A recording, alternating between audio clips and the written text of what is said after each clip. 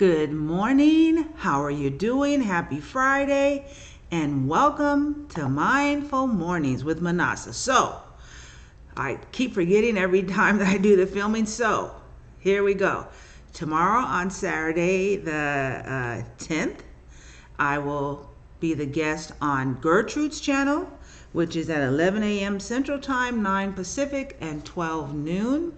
And then at 5 p.m. Central, I will be the guest on Shari Swamp Lady. And we're talking about dealing with loneliness and depression and things during the holiday. And I was grateful for Shari to invite me to be able to participate in that.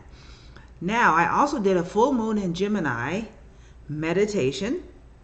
And I'll put the link in there. I don't know if you noticed I've been doing a mindful moments with Minnassa, wanting to connect with us, connect together during the day to bring mindfulness into a part of our day. And then lastly, I had an amazing time with Katie Moodchild on her channel. We're going through religious texts, and we talked about the Nag Hammadi index, which is the Gnostic Gospels, and she spoke about the Gospel of Thomas, and I'll put the link to her channel. So I'll put the link to Katie, Gertrude, and Shari, and then I'll put the link to my full moon in Gemini meditation. All right. I didn't forget, and here we go. Let's just take a deep breath in and out.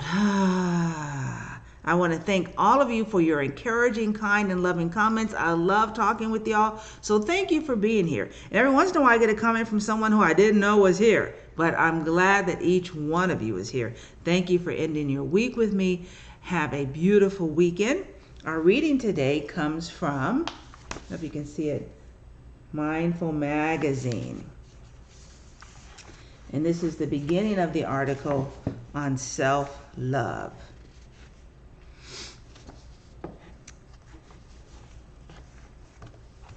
There we go. There is a self-love crisis in America right now, and globally too. We aren't at peace with ourselves. We don't fully know ourselves. And as a result, we don't feel comfortable or safe. Sometimes this lack of self-love reflects our psychological underpinnings, but often it's a reaction to stuff fully out of our control. And when people don't fully know or understand themselves, they lash out, punishing either themselves or the outside world for something they can't fully explain or describe. Let's be real about something. Life is easier when you don't care so much. Life doesn't hurt quite so bad if you just don't care what happens to you or the people around you. If you're scared about how you're going to feed your kids, it's easier to watch them go hungry if you harden your heart and shut off the love between you and them. If you're failing out of school and you see no future for yourself, it's easier to get through the day if you tell yourself, "Fuck it, I don't care." Learning to let yourself care, to accept the pain that comes with seeing people you love suffer, and to be okay with suffering yourself is the first, maybe the biggest lesson we all have to learn in life. Distilled down to its essence, this impulse to love is self-love. Everything we do here at the Holistic Life Foundation starts with love. No matter if we're working with teachers, kids, or adults in a corporate setting, the first task is to guide people toward a place where they can feel that acceptance of themselves. This isn't easy for adults. It's even harder with kids. When we sit in a circle and tell a group of 8 or 9-year-olds, be kind to yourself, have patience to yourself, we might as well be telling them to fly to the moon. Normally, we hold off on using the term self-love because, well, they're kids. Telling them to love themselves is going to equal some confused looks or some giggles. But you, the adult in the room, there's no excuse. So our challenge to you is simple. You got to figure out some stuff. Make peace with the unkind voice deep in your head. Let go of the anger or the fear or the resentment or all of those.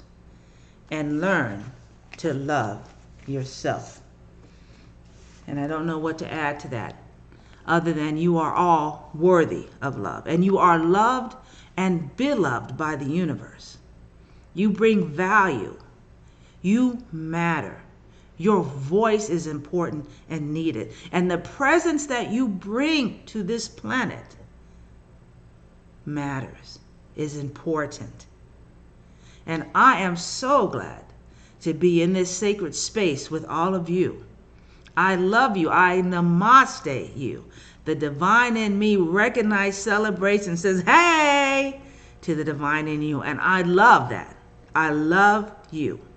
Say, well, you don't even know me. So, I love you because I know the divine is in, as, and through you.